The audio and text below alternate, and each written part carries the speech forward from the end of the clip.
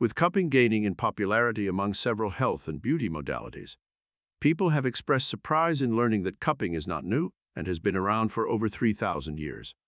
I think this is a great opportunity for us to dive into the history of cupping.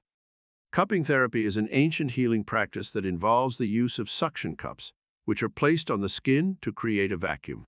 The suction created by the cups causes the skin and underlying tissue to be pulled into the cup, which is believed to improve blood flow and promote healing. Cupping therapy can be performed with either fire cupping or vacuum cupping. The earliest known use of cupping therapy dates back to the ancient Egyptians, who used it to treat a variety of conditions such as headaches and pain. The practice then spread to ancient China, where it was used as a form of acupuncture. From there, it spread to other parts of the world, including Greece, Rome, and Arabia.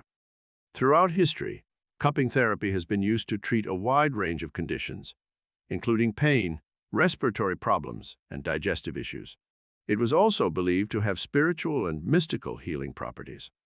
In more recent times, cupping therapy has seen a resurgence in popularity, particularly in the field of alternative and complementary medicine. Today, cupping therapy is used to treat a variety of conditions, including chronic pain, muscle soreness, and even as a complementary therapy for certain chronic conditions, such as fibromyalgia and rheumatoid arthritis. It is important to note that cupping therapy is not scientifically proven for most of its claimed benefits, and more research is needed to confirm its effectiveness and safety. As always, it is advisable to consult professional healthcare providers before trying any alternative therapies. Today, we at Cupping Secrets will be taking a deep dive into the history of cupping, and we are thrilled you are here to take this journey with us. There are several different types of cupping therapy, each with their own unique characteristics and applications. Some of the most common types of cupping therapy include dry cupping, also known as static cupping. This type of cupping therapy involves the placement of cups on the skin without the use of any liquids or oils. The cups are left in place for a period of time, usually between 5 and 15 minutes, and the suction created by the cups is believed to promote healing and improve circulation. Wet cupping, also known as scarring cupping or hijama. This type of cupping therapy involves making small incisions in the skin before applying the cups. The cups are left in place for a period of time, and the suction created by the cups is believed to draw out toxins and impurities from the body. Moving cupping, also known as massage cupping. This type of cupping therapy involves moving the cups along the skin while they are in place. This is used to release muscle tension and soften scar tissue. Fire cupping. This is the traditional method of cupping, where a flame is used to heat the air inside a glass cup, which is then placed on the skin. As the air inside the cup cools, it creates a vacuum, pulling the skin and underlying tissue into the cup. Vacuum cupping. This type of cupping therapy uses a pump or suction device to create the vacuum inside the cup. This method is considered to be less dangerous and more controlled than fire cupping. Each type of cupping therapy has its own set of indications and contraindications, and it is important to use the appropriate technique for the specific condition being treated. Ancient civilizations. Evidence of cupping therapy in ancient Egypt. Cupping therapy is known to have been used in ancient Egypt, as evidenced by illustrations and texts found in ancient Egyptian tombs. The Ebers Papyrus, an ancient Egyptian medical text dating back to 1550 BCE, describes the use of cupping therapy for a variety of conditions, including headaches, stiff neck, and painful joints. The Ebers Papyrus also describes how to make the cups, which were typically made out of animal horns, and how to perform the treatment. Archaeological evidence also suggests that cupping therapy was used in ancient Egypt.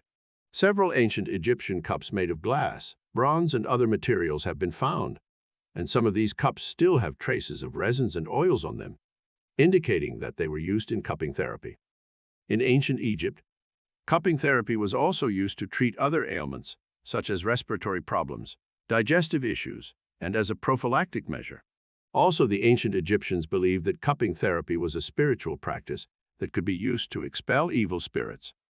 Cupping therapy was likely to be performed by trained practitioners, mostly priests, who were considered to have great knowledge of medicine and health.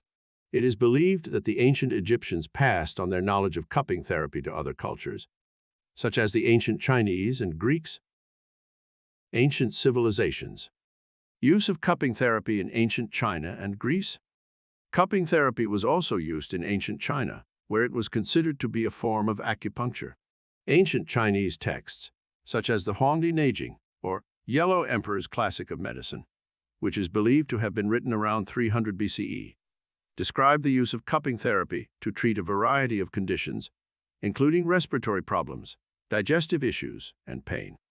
In ancient China, cupping therapy was performed using animal horns, bamboo cups, and other materials. The cups were heated by burning a flammable substance such as herbs or alcohol inside the cup, creating a vacuum when placed on the skin. The cups were then left in place for a period of time to promote healing and improve circulation. Ancient Greece also made use of cupping therapy, although it seems to have been used less frequently than in other ancient cultures. The Greek physician, Hippocrates, who is considered the father of Western medicine, wrote about the use of cupping therapy to treat headaches, respiratory problems, and certain types of pain. The Greek physician Galen, who lived in the 2nd century AD, also wrote about the use of cupping therapy in his medical texts. In ancient Greece, cupping therapy was generally performed by trained practitioners, and it is believed that the Greeks may have learned about cupping therapy from the Egyptians and other cultures. Overall, it is clear that cupping therapy has a long history of use in ancient civilizations and has been used to treat a wide range of conditions. The practice was passed down through generations and spread to different cultures. Middle Ages and the Renaissance. Spread of cupping therapy throughout Europe. During the Middle Ages and the Renaissance, cupping therapy spread throughout Europe, where it was used by both laypeople and medical practitioners. In medieval Europe, cupping therapy was used to treat a variety of conditions, including pain, respiratory problems, and blood disorders. The practice was also believed to have spiritual and mystical healing properties, and was sometimes used as part of religious ceremonies.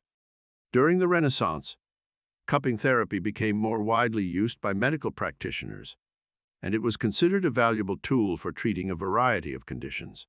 The physician Paracelsus, who lived during the Renaissance, wrote about the use of cupping therapy in his medical texts and advocated for its use in treating a variety of conditions. Additionally, during the Middle Ages, cupping therapy was used in monasteries and hospitals, and it was seen as a way to help alleviate pain and illness, but also as a way to release impurities and evil spirits. Some of the traditional and older methods were preserved and passed down, but many new and modified techniques were also developed to improve the practice. Cupping therapy became increasingly popular and widely accepted throughout Europe in the Middle Ages and the Renaissance, as people came to understand the benefits of this ancient healing practice. Middle Ages and the Renaissance. Development of new cupping techniques during this time period. During the Middle Ages and the Renaissance, new cupping techniques were developed to improve the practice. One of the main new techniques was the use of glass cups instead of animal horns and bamboo cups. Glass cups were more durable and allowed for better control of the vacuum. The development of glass cups also made it easier to see the skin and blood inside the cup, which helped practitioners to determine the level of suction needed for a particular condition. Another new technique that emerged during this time was the use of heating devices, such as candles or oil lamps, to heat the cups before they were applied to the skin. This made it easier to create a vacuum and also helped to increase blood flow. Additionally, some new cupping methods also emerged, such as serial cupping, which involved the application of multiple cups along a specific area of the body, and bloodletting cupping, which involved using a small lancet or needle to make incisions in the skin before applying the cups. This was meant to release blood along with suction. During the Renaissance, there was also a greater focus on the use of cupping therapy in specific areas of the body, such as the back, neck, and limbs. This allowed practitioners to target specific conditions and improve treatment outcomes. In general, during the Middle Ages and the Renaissance, cupping therapy was improved with the development of new techniques and materials, and it became more accepted and widely used by medical practitioners. These new techniques and methods contributed to expanding the use and applications of cupping therapy in that period. Middle Ages and the Renaissance. Influence of cupping therapy in medieval and Renaissance medicine. During the Middle Ages and the Renaissance, cupping therapy played an important role in medieval and Renaissance medicine. It was considered a valuable tool for treating a variety of conditions, such as pain, respiratory problems, and blood disorders. Cupping therapy was also believed to have spiritual and mystical healing properties and was sometimes used as part of religious ceremonies. During the Middle Ages, cupping therapy was used in monasteries and hospitals, and it was seen as a way to help alleviate pain and illness, but also as a way to release impurities and evil spirits. Some of the traditional and older methods were preserved and passed down, but many new and modified techniques were also developed to improve the practice. During the Renaissance, cupping therapy became more widely used by medical practitioners, and it was considered as a valuable tool for treating a variety of conditions. The physician Paracelsus, who lived during the Renaissance, wrote about the use of cupping therapy in his medical texts and advocated for its use in treating a variety of conditions. Many other physicians and surgeons during this period wrote about the benefits of cupping therapy and its uses in their practice. Cupping therapy was also part of the medieval and Renaissance pharmacopoeia, a set of books that contained information about the preparation and use of medicinal drugs. Many of these books had descriptions of cupping therapy and instructions on how to perform the treatment. Overall, cupping therapy played an important role in medieval and Renaissance medicine. Modern history. Cupping therapy in the 19th and 20th centuries. In the 19th and 20th centuries, cupping therapy experienced a decline in popularity in Western medicine. This was partly due to the rise of modern medical treatments and the lack of scientific evidence to support many of the claimed benefits of cupping therapy. Despite this, cupping therapy was still used by some practitioners, particularly in traditional and alternative medicine. In the late 19th and early 20th century, cupping therapy was mainly practiced by physicians who were interested in alternative medicine and the history of medicine. Some of these doctors also developed new cupping methods and tools, including vacuum cupping, which was considered safer and more controlled than traditional fire cupping. During the 20th century, cupping therapy also became more accepted and regulated in some countries. In the Soviet Union, for example, cupping therapy was officially recognized as a form of treatment and was taught in medical schools. Overall, cupping therapy in the 19th and 20th century mainly preserved its usage in alternative and traditional medicine, but it lost its popularity in conventional Western medicine due to the lack of scientific evidence and the emergence of new treatments. Nevertheless, it had some resurgence in certain countries. Modern history. Scientific research on cupping therapy. In recent years, there has been an increase in scientific research on cupping therapy. Studies have been conducted to investigate the effectiveness and safety of cupping therapy for a variety of conditions. However, the overall quality and evidence of these studies varies widely, and more research is needed to establish the true benefits of cupping therapy. Research is focused on evaluating the effectiveness of cupping therapy for a number of conditions, including chronic pain, back pain, neck pain, and headaches. Some studies have found that cupping therapy may be effective for reducing pain and improving function in people with certain conditions, such as chronic neck and back pain. There have also been studies that investigate the effects of cupping therapy on other areas, such as skin conditions, such as acne and eczema, and also its effects on athletic performance and fatigue.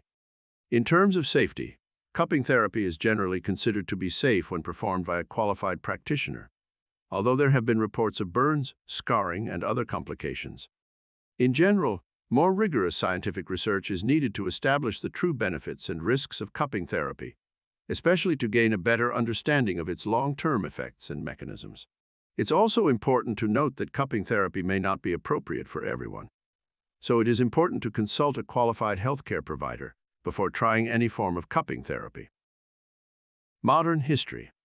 Current use and popularization of cupping therapy.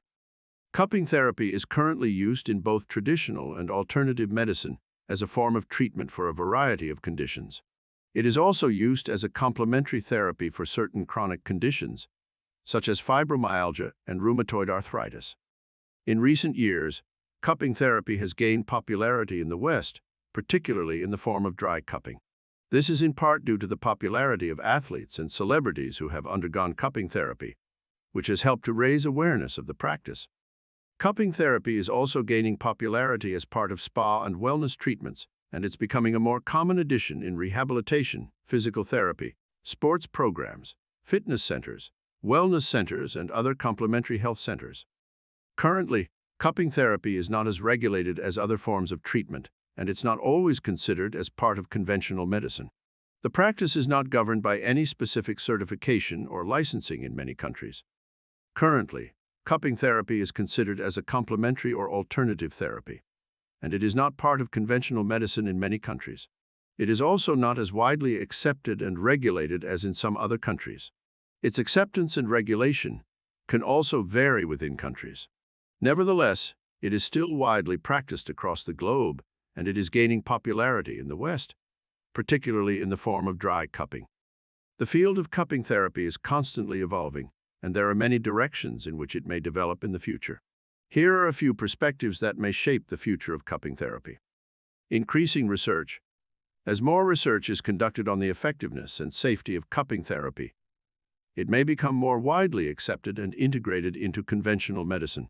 This will help to provide a better understanding of the true benefits and risks of cupping therapy, and will allow practitioners to make more informed decisions about its use. Innovation in techniques and tools. As cupping therapy becomes more widely accepted and researched, there may be an increase in the development of new techniques and tools to improve the practice. This could include the use of modern materials and technology to create more precise and controllable suction, and the development of new methods that may be more effective for certain conditions. Greater standardization and regulation. As cupping therapy becomes more widely accepted and used, there may be an increase in the standardization and regulation of the practice. This will ensure that practitioners are properly trained and qualified, and that treatments are performed safely and effectively. Cultural integration. As cupping therapy becomes more widely accepted, it may be integrated into a broader range of cultural healing practices and traditions. This could also help to preserve and promote the traditional methods and knowledge that have been passed down from generation to generation. Interdisciplinary approach. As cupping therapy becomes more widely accepted, it may also be integrated into interdisciplinary approaches to healthcare. This will help practitioners to offer a more. We thank you for taking this journey with us through the history of cupping. Please hit the like, subscribe, and notification button so the algorithm will share our video with others interested in the history of cupping.